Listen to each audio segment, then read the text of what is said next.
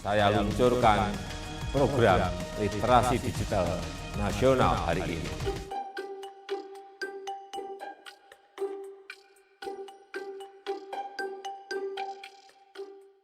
Literasi digital ini harapan kita ini menjadi core kompetensi lah kita sebagai warga negara atau sebagai warganet, sehingga kita bukan hanya masalah yang negatif tadi, tapi harusnya dengan digital literacy atau literasi digital ya, itu bisa kita belajar banyak atau menggunakan internet untuk hal-hal yang positif.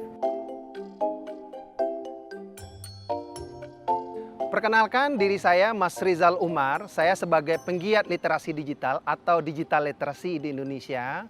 Saya dalam 12 menit ke depan, saya ingin bercerita sedikit apa itu digital literacy, termasuk dalam ini adalah bagaimana menggunakan sosial media secara baik dan positif.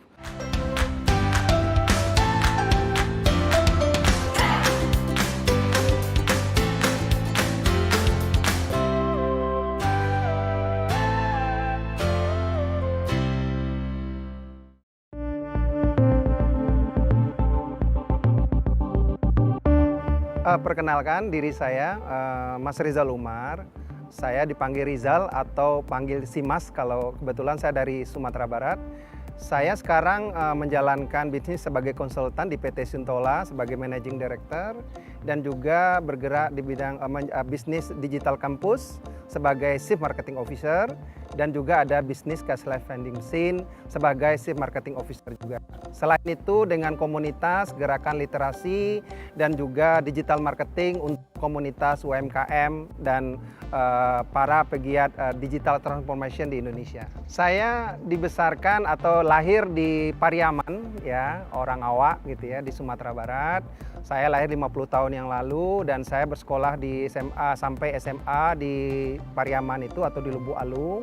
Kemudian saya berkesempatan melanjutkan sekolah di Institut Teknologi Bandung tahun 1990. Menarik ya, pengalaman saya dengan digital itu sebetulnya saya kecelakaan juga gitu ya. Dulu awalnya saya fokus kepada digital marketing dan digital transformation, digital branding ya. Itu untuk fokus ke bisnis. Kebetulan saya diperkenalkan sama guru-guru atau kebetulan jaringan sekolah alam ya sejak tahun 2016 ya.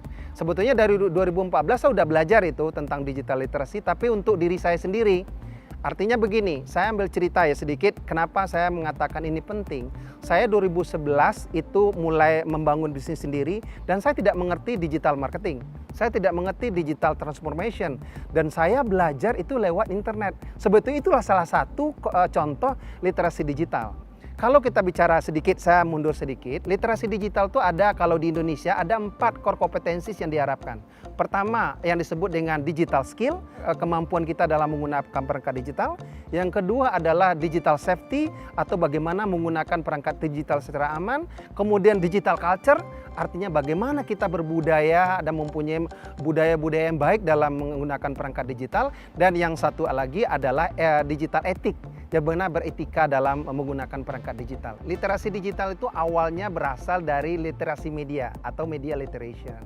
Nah, kemudian terus berkembang menjadi digital literacy. Kalau bahasa sederhananya adalah kita bisa menggunakan perangkat digital khususnya internet secara baik dan benar. Artinya kita bisa memahami fungsi-fungsinya dan kita tahu aturan-aturannya sehingga bisa bermanfaat untuk kemaslahatan kita sebagai manusia. Saya mungkin bertanya-tanya, oh loh kok backgroundnya teknik kimia ngajarin digital marketing dan digital literacy gitu ya. Ini yang menarik, saya alhamdulillah sejak tahun 2011 ya saya mulai mendalami tentang digital literacy dan digital marketing khususnya. Dan 2016 saya banyak membantu guru-guru khususnya di jaringan sekolah alam dan guru-guru di PAUD ya, Himpaudi, dan itu anggotanya lebih kurang 400.000 untuk seluruh guru di Indonesia. Nah, ini yang menjadi tantangan di Indonesia saya lihat ya, karena banyak orang tidak menjalankan atau tidak mengerti dengan digital literasi dengan baik. Dan inilah tantangan kita sebagai bangsa untuk bisa memberikan edukasi tentang digital literasi ini. Kira-kira gitu. Kenapa? Contohnya saja sekarang masalah hoax, masalah hate speech dan sebagainya itu karena kita tidak literate gitu. Harapan kita ini menjadi core kompetensi lah kita sebagai warga negara atau sebagai warganet, sehingga kita bukan hanya masalah yang negatif tadi, tapi harusnya dengan digital literacy atau literasi digital ya, itu bisa kita belajar banyak atau menggunakan internet untuk hal-hal yang positif. Nah, menurut saya yang bertanggung jawab tentu dalam ini diri kita sebagai netizen ya atau sebagai bangsa. Tapi pemerintah dalam ini saya lihat juga peduli. Jadi dalam ini kalau bicara stakeholdernya tentu adalah pemerintah, kemudian kelompok masyarakat dan kelompok-kelompok pendidik. Ya, dan tokoh-tokoh masyarakat yang harus bisa memberikan contoh bagaimana menggunakan internet atau literasi digital itu dengan baik.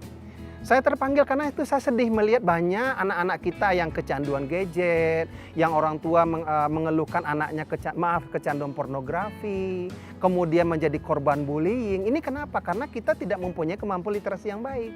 Dan menyedihkan lagi, banyak orang tua menggunakan gadget untuk mengalihkan proses parentingnya. Jadi kalau anaknya rewel dikasih HP, dikasih menonton YouTube, ini kan bukan suatu yang baik gitu. Kalau kita bicara sekarang isu kita di Indonesia, bicara konten negatif, yang paling kita sedihkan adalah masalah hoax dan hate speech. Itu juga dibuktikan oleh survei dari Microsoft dan juga oleh survei dilakukan oleh Mastel dan Kominfo. Jadi saya sangat setuju sekali pemerintah kita, Kominfo, melakukan gerakan literasi digital walaupun mungkin itu mahal, nggak apa-apa. Itu tip menurut saya dan saya sekali lagi mendukung sekali apa yang sudah dilakukan oleh pemerintah kita dan oleh tokoh-tokoh di masyarakat gerakan literasi nasional di Indonesia yang insya Allah ini akan menjadi kesadaran kita bersama sebagai bangsa.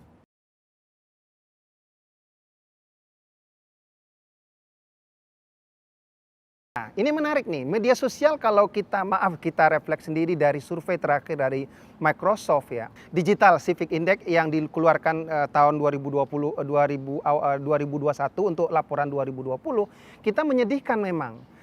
Netizen Indonesia itu dari 32 negara yang disurvei, kita ranking 29 atau paling buncit lah. Kalau di Asia kita tuh paling buntot, paling bawah. Dan ini sempat viral kemarin. Yang menarik adalah ini kenapa? Karena itu tadi kita nggak literate. Nah makanya saya kembali setiap session, sosial media ataupun internet mungkin ada yang negatif, tapi kita harus berpikir yang positifnya. Jadi kalau saran saya untuk adik-adik khususnya, kalau di sosial media, follow-lah tokoh-tokoh atau influencer yang memberikan hal yang positif. Ya, itu tip dari saya. Mudah-mudahan kita semakin melek digital literasi ini dan sehingga sosial media kita makin bagus. Kembali lagi, tip medsos itu kembali dari kita. Kita tujuan untuk medsos berapa ya? Jadi kalau saya lihat konsepnya digital literasi secara umum, digital literasi kalau di luar sana itu ada yang disebut dengan digital identity dan digital well-being. Nah kalau kita tujuan untuk identity, gunakanlah untuk membranding kita dengan baik. Jadi saya kalau selalu sharing, kalau bicara sosial media, gunakanlah sosial media itu untuk personal branding. Nah di personal branding itu artinya apa? Orang akan melihat apa kreativitas kita, siapa teman kita, bagaimana komentar kita, apa karya-karya kita yang kita posting, terus bagaimana kita compliance dengan hukum dan sebagainya. Nah saya sekali lagi teman-teman mungkin juga tahu, Bapak Ibu juga tahu sekarang rata-rata HR, katakanlah human resource atau human capital di banyak perusahaan, sebelum final decision orang to di hire, dia selalu sekarang melihat sosial medianya.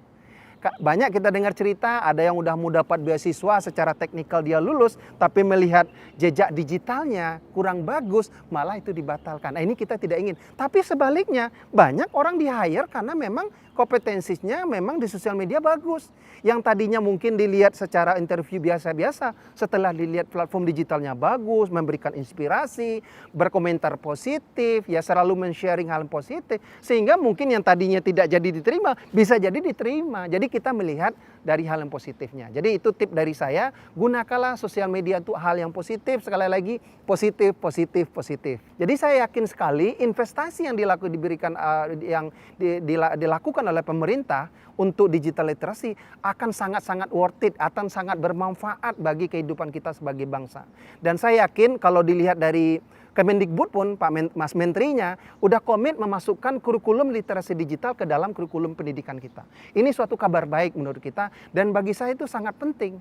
Dan ini salah satu kita untuk bisa melompat ya, karena kan kita jujur saja pendidikan kita bicara PISA score, kita masih ranking yang paling bawah.